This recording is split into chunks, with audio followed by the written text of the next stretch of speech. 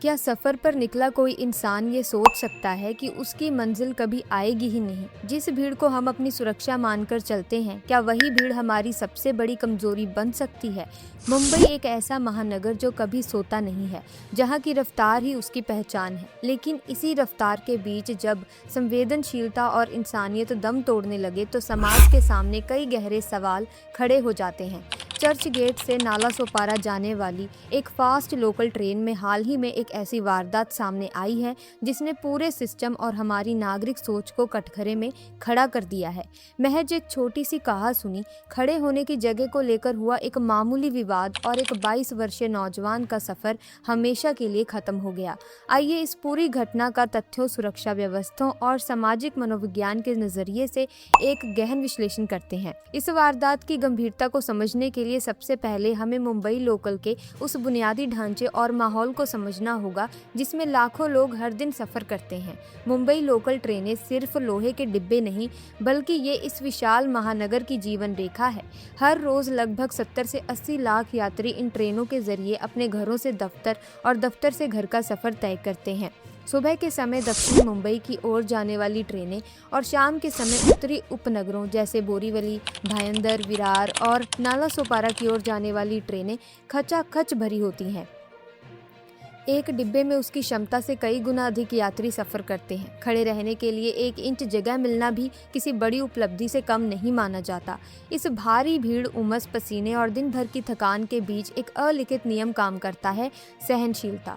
Local train में सफर करने वाला हर व्यक्ति जानता है कि धक्का लगना, किसी के पैर पर पैर आ जाना या बैग का टकरा जाना एक बेहद सामान्य सी बात है।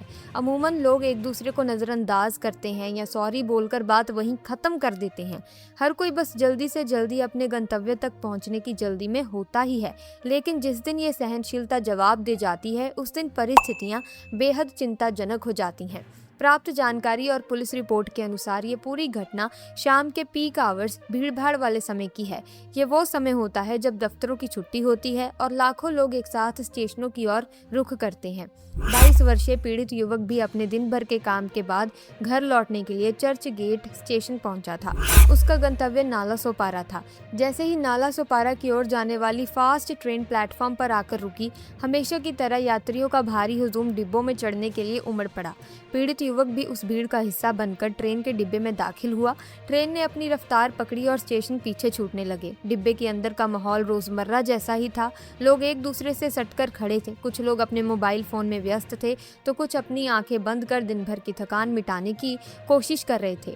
बाहर की हवा तेज थी, लेकिन डिब्बे के अंदर की जगह पूरी तरह से पैक थी। सफर सामान्य गति से आगे बढ़ रहा था, लेकिन भीड़ के भारी दबाव और सीमित जगह के कारण डिब्बे के एक हिस्से में बेचैनी बढ़ने लगी। चश्मदीदों के मुताबिक इसी बीच पीड़ित युवक और ट्रेन में मौजूद एक अन्य यात्री के बीच जगह को लेकर या धक्का लगने के कारण एक छोटी सी बहस शुरू हो गई।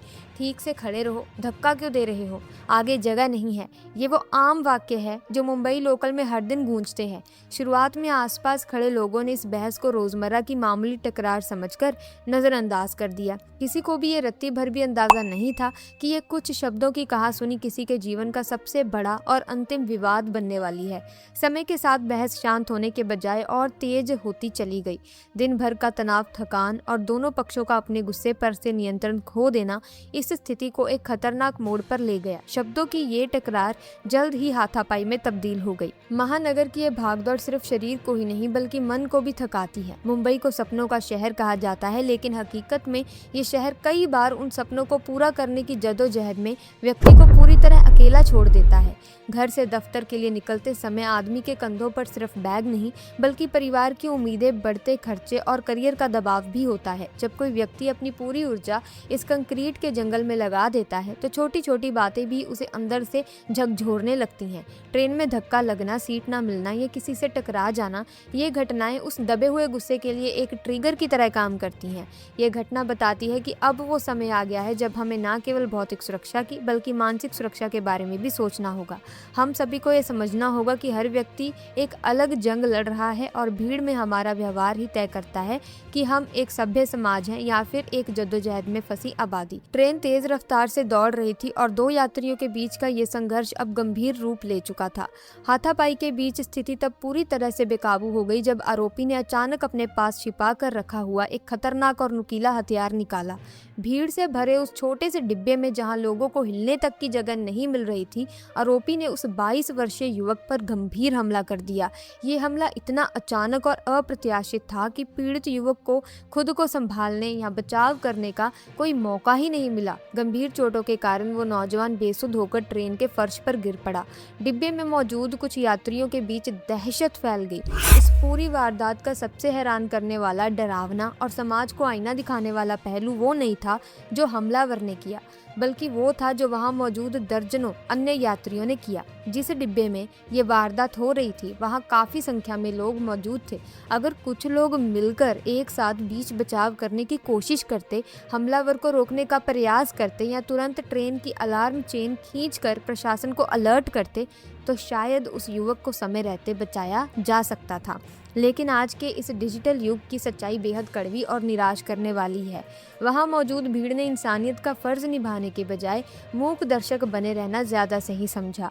डर, पुलिस के पचड़े में पड़ने की घबराहट या सिर्फ अपनी जान बचाने की फितरत के चलते लोग पीछे हट गए।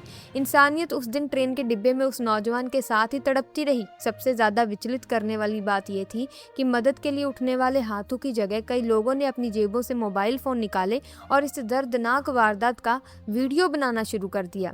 समाज शास्त्री इसे बाईस्टैंडर इफेक्ट कहते हैं, जहां भीड़ में मौजूद हर व्यक्ति ये सोचता है कि कोई और आकर मदद करेगा और अंततः कोई भी आगे नहीं आता। इंटरनेट और डिजिटल दुनिया में जल्द ही उस घटना का वो वीडियो सामने आ गया। जिसने भी उस क्लिप को देखा उसकी रूह कांप गई। उस क्लिप में सिर्फ एक अपराध कैद नहीं था, बल्कि उसमें कैद थी हमारे समाज की वो संवेदनहीनता जो हमें इंसान से सिर्फ एक भीड़ में तब्दील कर रही है। आज हमारे हाथों में स्मार्टफोन है, लेकिन दिलों के बीच एक बड़ी दूरी बन गई है। ये एक ऐसी विडंबना है जहां हम इंटरनेट के जरिए दुनिया भर से जुड़े हुए हैं, पर अपने बगल में बैठे इंसान के दुख को नहीं समझ पा रहे हैं। जब हम किसी मुसीबत को कैमरे में कैद करते हैं तो हम अनजाने में ये मान लेते हैं कि हमारा काम खत्म हो गया, लेकिन असलियत में वो वीडियो बाद में वायरल होकर तो शायद आपको लोकप्रियता दे सकता है, पर किसी की जान नहीं बचा सकता। ये सिर्फ एक घटना नहीं, बल्कि हमारे समाज के चरित्र पर एक बड़ा सवाल है। क्या हम इतने मशीनी हो गए हैं कि किसी की तड़प हमारे लिए महज एक कंटेंट बनकर रह गई है? ये डिजिटल स्वार्थ आने वाले समय के लिए एक बहुत बड़ा खतरा है। अगर हमने समय रहते अपनी प्राथमिकताएं नहीं बदली, तो आगे चलकर हम शायद एक ऐसे समाज में होंगे जहां लोग एक दूसरे को मरते हुए देखेंगे, लेकिन मदद करने की बजाय बेहतर कैमरा एंगल की तलाश करेंगे। ये घटना सिर्फ एक सामाजिक विफलता नहीं है, बल्कि ये रेलवे प्रशासन और सुरक्षा एजेंसियों की एक बहुत बड़ी और अक्षम्य प्रशासनिक चूक है। मुंबई के रेलवे स्टेशनों पर सुरक्षा व्यवस्था के बड़े बड़े दावे किए जाते हैं। रेलवे पुलिस फोर्स और राज्य के रेलवे पुलिस की तैनाती होती है। स्टेशनों के प्रवेश द्वार पर मेटल डिटेक्टर और बैगेज स्कैनर लगे होते हैं। ऐसे में सबसे बड़ा सवाल ये उठता है कि इन तमाम सुरक्षा घेरों के बावजूद एक व्यक्ति कोई खतरनाक हथियार लेकर ट्रेन के डिब्बे तक कैसे पहुंच गया? क्या स्टेशनों पर लगे मेटल डिटेक्टर सिर्फ दिखावे के लिए हैं? क्या पीक आवर्स की भीड़ का बहाना देकर सुरक्षा जांच में ढील दी जा रही है? अगर पुलिस या सुरक्षा कर्मी ट्रेन के डिब्बों में नियमित गश्त कर रहे होते तो क्या इस घटना को रोका जा सकता था? ये वो वाजिब सवाल है जिनका जवाब आज मुंबई का हर वो नागरिक मांग रहा है जो अपने परिवार को घर छोड़कर हर सुबह काम पर निकलता है। प्रशासन को ये समझना होगा कि सिर्फ घटना के बाद कार्रवाई करना काफ़ी नहीं है, बल्कि ऐसी घटनाओं को होने से रोकने के लिए एक मजबूत और अचूक बुनियादी ढांचे की आवश्यकता है। मनोवैज्ञानिकों और अपराध विशेषज्ञों ने इस घटना का बहुत ही गहराई से विश्लेषण किया है। उनके अनुसार ये वारदात क्राउड एंगर यानी कि भीड़ के गुस्से का एक बहुत ही सटीक और डरावना एग्जाम्पल है। महानगरों की भीड़ भरी जिंदगी, बढ़ती महंगाई का दबाव, आर्थिक अस्थिरता, नौकरी का तनाव, लंबी यात्राएं और नींद की कमी ने आम इंसान के दिमाग को एक प्रेशर कुकर में तब्दील कर दिया है। लोगों के अंदर का ये दबा हुआ गुस्सा एक छोटी सी चिंगारी का इंतजार करता है। ऐसे हालात में एक मामूली सी बात जैसे ट्रेन में धक्का लगना भी इंसान को आपा खोने पर मजबूर कर देती है। लेकिन हमें एक सभ्य समाज के रूप में ये समझना होगा कि क्रोध के उस एक क्षण में उठाया गया कदम ना सिर्फ सामने वाले की जिंदगी खत्म करता है, बल्कि हमलावर को भी हमेशा के लिए कानूनी और मानसिक अंधकार में धकेल देता है। टॉलरेंस की ये कमी आज हमारे समाज की सबसे बड़ी बीमारी बन चुकी है। जब वो ट्रेन अगले स्टेशन पर पहुंची तो डिब्बे में हड़कंप मचा हुआ था। घटना की सूचना मिलते ही रेलवे पुलिस स्टेशन की टीमें मौके पर पहुंच गई। गंभीर रूप से घायल उस नौजवान को तुरंत ट्रेन से बाहर निकाला गया और नजदीकी अस्पताल की ओर ले जाया गया, लेकिन तब तक बहुत देर हो चुकी थी। गंभीर चोटों के कारण उस 22 वर्षीय लड़के ने दम तोड़ दिया था। पुलिस ने तुरंत हत्या का मामला दर्ज किया। वायरल वीडियो को और स्टेशनों पर लगे सीसीटीवी फुटेज को खंगाला गया ताकि आरोपी की पहचान की जा सके और उसे कानून के कटघरे में खड़ा किया जा सके। पुलिस की जांच जारी है और अधिकारियों का दावा है कि इस मामले में सख्त से सख्त कानूनी कार्रवाई की जाएगी। इस पूरी घटना का सबसे रुला देने वाला हिस्सा वो घर है जहां एक मां अपने बेटे के लिए शाम का खाना तैयार कर रही थी।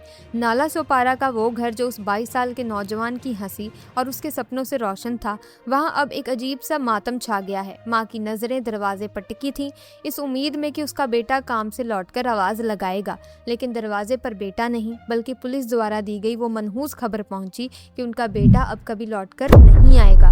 एक छोटी सी बहस, एक पल का गुस्सा और मूक दर्शक बनी भीड़ ने एक माँ से उसका बुढ़ापे का सहारा ही छीन लिया।